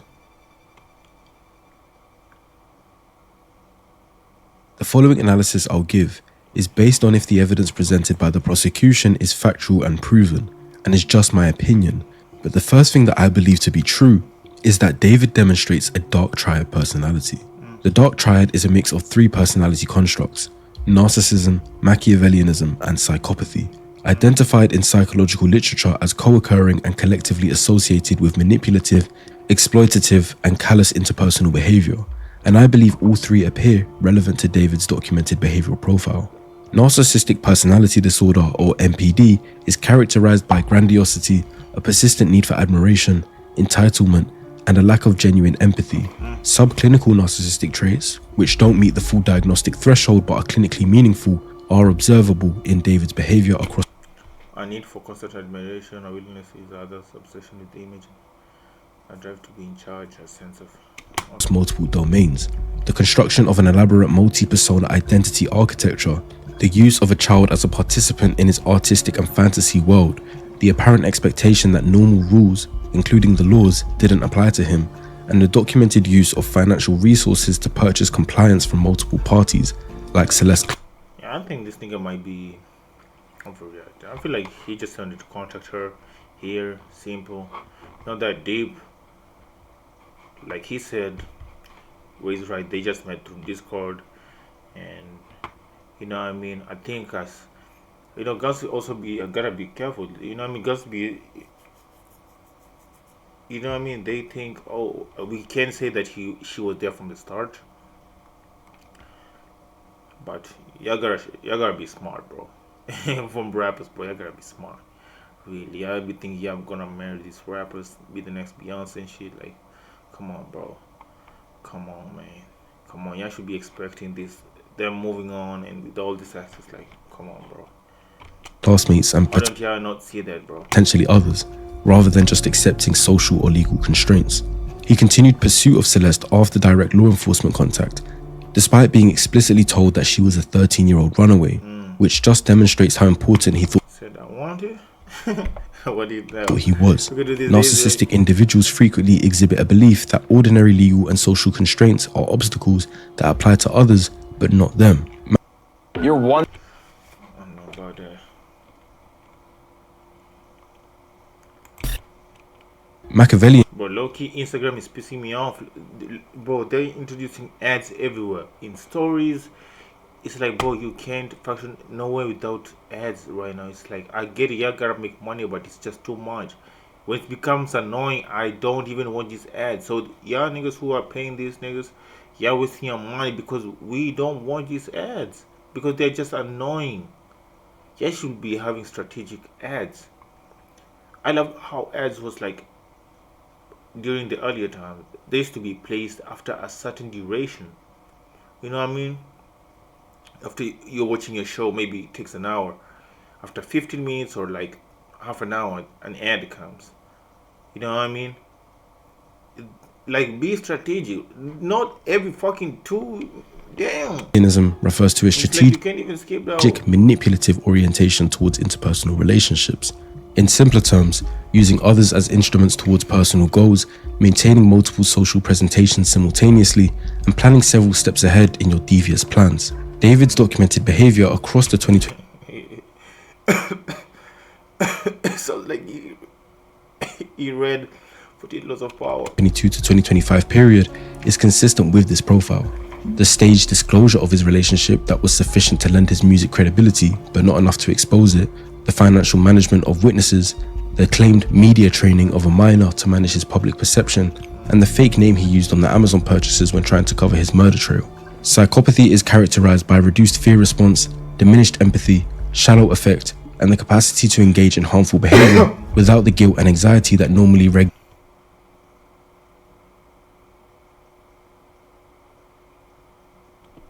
such behavior in normal individuals. What's actually happening in the brain is reduced amygdala reactivity, meaning the internal alarm system that makes violence psychologically hard to deal with is significantly reduced. David's deliberate desensitization program beginning at 14, his awareness of this process, saying, "I watch God to desensitize the part of my brain that feels empathy to the wrong things," and his ability, if the allegations are accurate, to attend a radio interview and album release party within hours of the alleged murder, are all consistent with elevated psychopathic traits. The prosecution's timeline describes someone who moved through the alleged crime and its immediate aftermath in a goal-directed, organized manner, without visible emotional disruption to his public functioning. He saw the murder and the cleanup as a task to Facts. So even when you look at him like in these videos, somebody who like would have like done it, he will be like really, you know what I mean, stressed out, like damn, like I got bad. But this nigga was like Feel me? This was just another day in the office. Yo, it's just like grabbing McDonald's and going back home. This nigga is not stressed at all, bro. Out the way, rather than a major disturbance to his life. It's important to note that psychopathy exists on a continuum. High psychopathic traits do not predict violence on their own. They represent a reduction in the internal constraints that make violence improbable for most people. Hold the fuck up.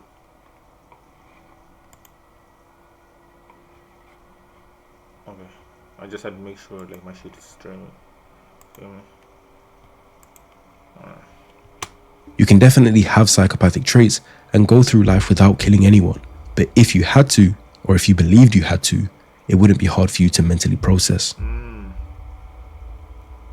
The best way I see fit to analyzing the rest of his psychology is by answering some common questions surrounding the case.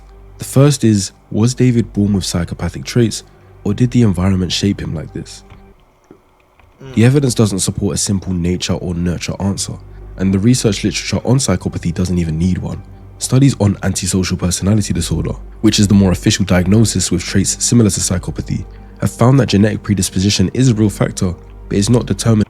No, I mean, nobody's born evil. I think his environment actually made him. Meaning genes do play some part, but it needs. It's like it's the same like Homelander. Like I was watching The Boys, and they was actually saying like, hey, if this nigga had a good environment, then he wouldn't have like turned out like this. You feel me? More than that, what the developmental history suggests is that David likely had some dispositional features like his elevated sensation seeking, a reduced fear response, a natural tendency towards social observation over social participation that interacted with a profoundly adverse developmental environment. The isolation he experienced in homeschooling removed the social components that normally regulate and redirect dark impulses in adolescence, such as peer feedback, mentorship, romantic experience within age-appropriate contexts, and the reality testing that comes from genuine reciprocal relationships. Basically, when you're in school and you're weird, people are going to tell you you're weird, and they're not going to be friends with you, and that's going to cause you to not be weird. The gore consumption, the fantasy elaboration, and the emotional desensitization program didn't occur despite his isolation. They occurred, most likely, because of it. Any genetic psychopathy predisposition might have stayed more muted in a more socially connected environment, but David was given 5 years of uninterrupted space in which to develop it without correction. So this explains also them school shooter niggas. The next question is, if many children experience homeschooling, many children watch gore, and many children watch anime, and they don't become violent, then why was David different? The answer is not any single factor, but the specific combination and timing of factors, and the absence of mitigating ones. 3 elements distinguish David's profile from the general population of adolescents who share some of his experiences. First, the duration and completeness of his social isolation was extreme. Not partial homeschooling with peer contact, but 5 years of near total isolation during the precise developmental window where identity and empathy are formed through reciprocal relationship. Fair enough if they let him go to some sports clubs and he got to meet people weekly, but he was completely alone.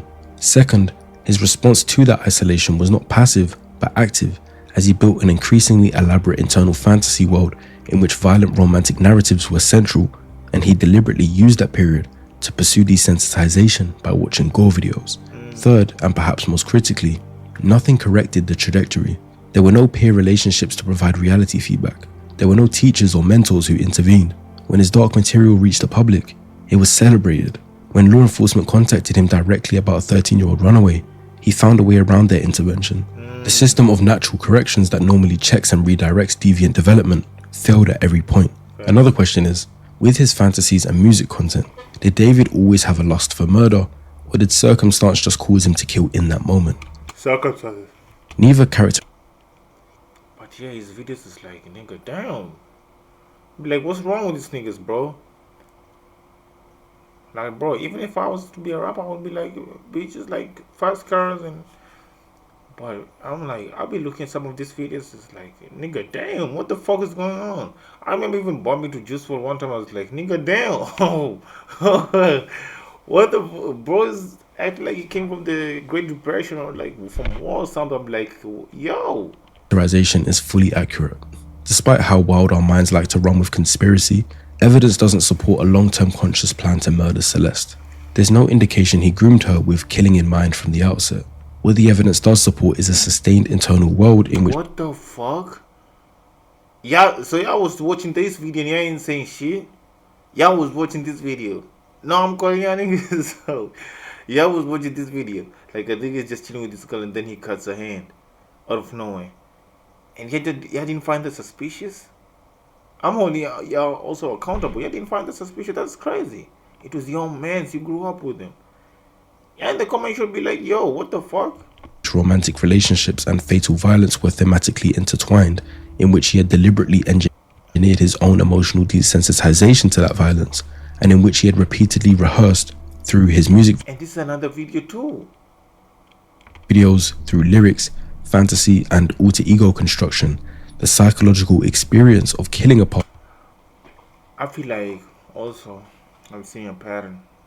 This artist, like whatever they sing about, it's like comes in to haunt them, like for real, for real. Lil Durk with them, you know what I mean, my bad. With the murders, blah blah blah, kill, prison.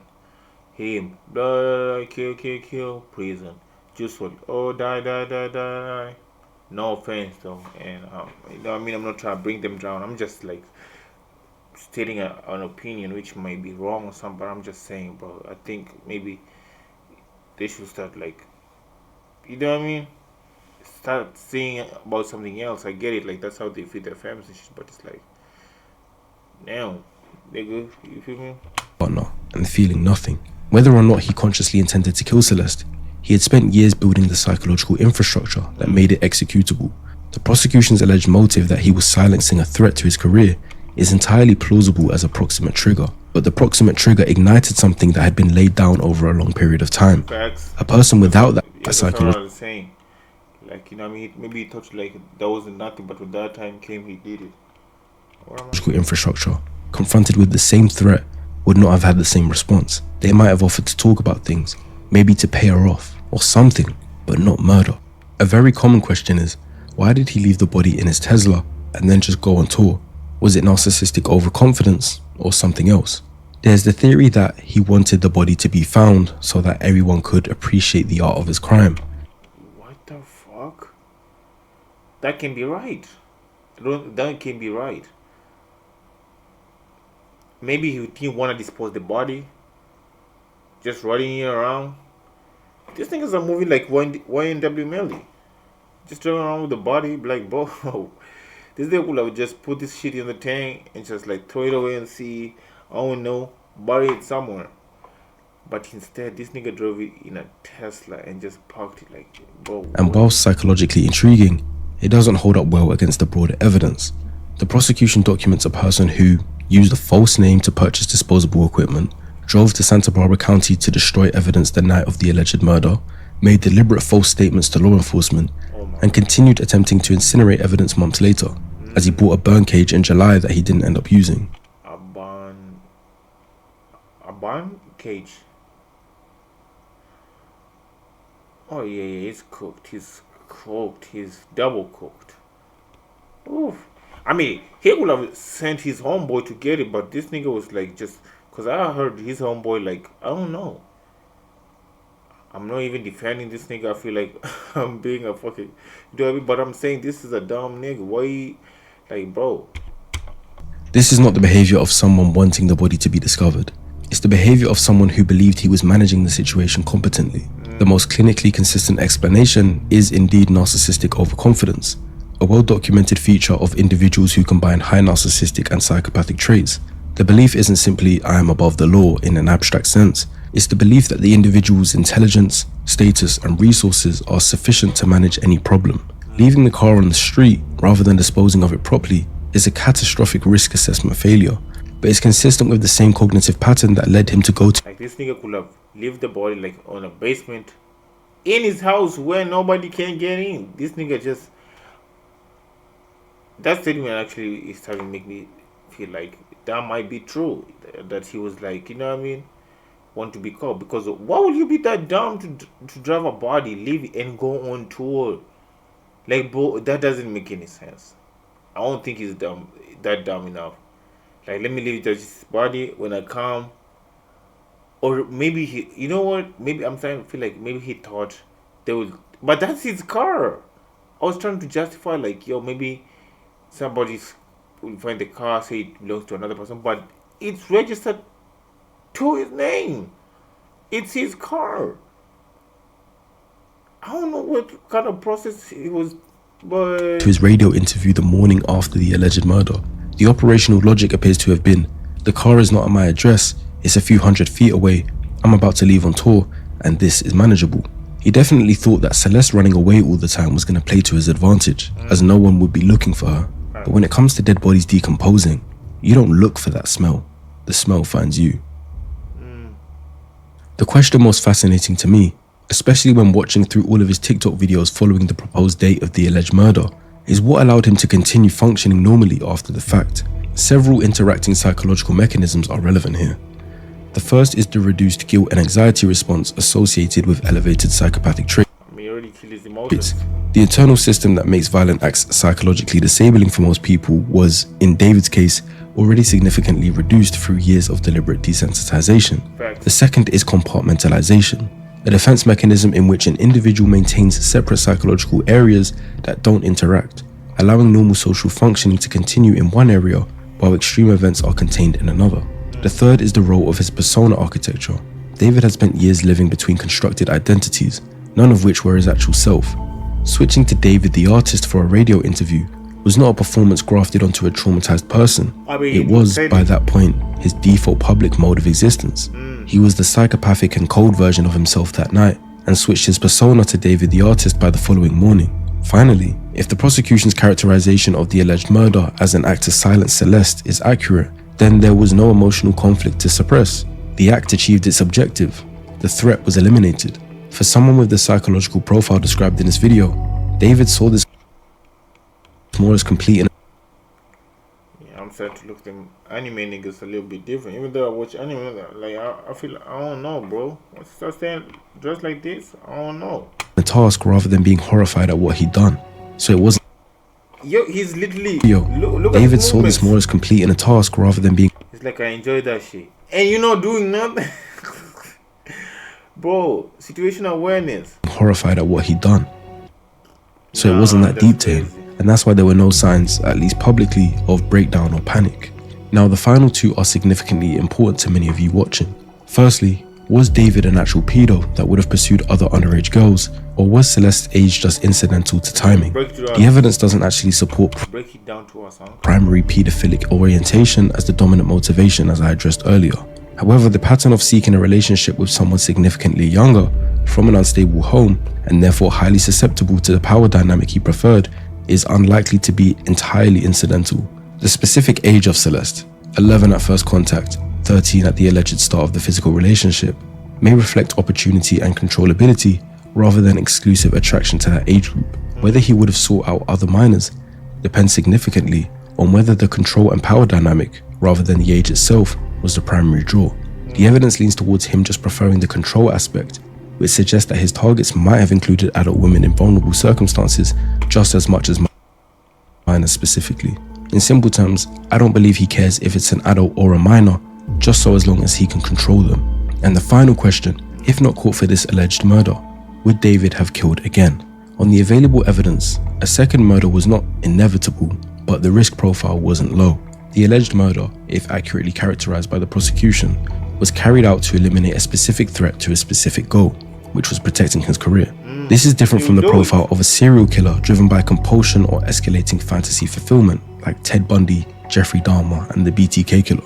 However, the post-alleged murder behavior described in prosecution documents, the methodical dismemberment, the ongoing attempts to destroy evidence, the continued public functioning, is consistent with someone who didn't experience sufficient psychological cost from the act to be deterred from repeating it under similar circumstances. If the career threat had risen again with another person in a position to expose damaging information, he will green bean that hole. Oh my god, you wouldn't even think twice. the psychological barriers to a similar response would have been lower the second time, not higher. Basically, if the same situation repeated itself with another girl like Celeste, David would just say, "It worked the first time, so I'll do it again." But I don't believe he'd go around his life trying to find people to murder. So, how do we summarize? David Anthony Burke's trajectory is not the product of a single cause, and it doesn't follow the profile of someone who is always going to commit a violent crime. It follows the profile of someone whose dispositional characteristics were given an extreme developmental environment in which those characteristics were amplified, reinforced, and never corrected. The homeschooling decision at 13 was the rupture, not because it was inherently abusive, because it removed the entire social architecture within which deviant development is normally detected and corrected, and replaced it with 5 years of unstructured internet access and internal elaboration. The resulting internal world, saturated with violent romantic fantasy, deliberately desensitized emotions, and a constructed alter ego who committed murders, was then given a commercial platform that celebrated rather than challenged it. The relationship with Celeste Rivas Hernandez was built on the structural conditions his isolation had created, an online social infrastructure that gave him access to vulnerable people, a power dynamic he had never experienced in any other relational context, and a fantasy framework that had always positioned a romantic partner as someone he would end up killing. What the prosecution alleges is that when that relationship produced a threat to his survival, both professionally and financially, the psychological infrastructure necessary to respond violently was formed, and the psychological barriers that would have made most people unable to act on that response weren't. Celeste Rivas Hernandez was 14 years old. She was reported missing by her family multiple times. She had reached out to the one adult who was supposed to care for her, and was told that she was wanted, loved, and seen, or at least made to feel that way at one point in their relationship. The prosecution alleges that that same person who told her those things ordered the Uber that brought her to his door and stood by as she bled out on the floor of his Hollywood Hills home. The warning signs were there, in his music, in his Discord, in his fantasy constructs, in his own words, in interviews, given freely to journalists who heard them as art. The question this case raises, for parents, for platforms, for the music industry, and for the audiences who stream artists without reading what they're actually saying, is not why nobody saw it. It's why, when it was visible, it was so easy to look away. The case is ongoing, and I plan to cover any major updates as well as documenting my own theories over on Patreon. So if you would like that alongside uncensored content from my other videos. Shout out to the guy though. But I think I already said what I had to say like in this video. You know what I mean? All the tips and shit. I don't want to repeat myself. That was it got on my stomach. So yeah, shout out to y'all, bro.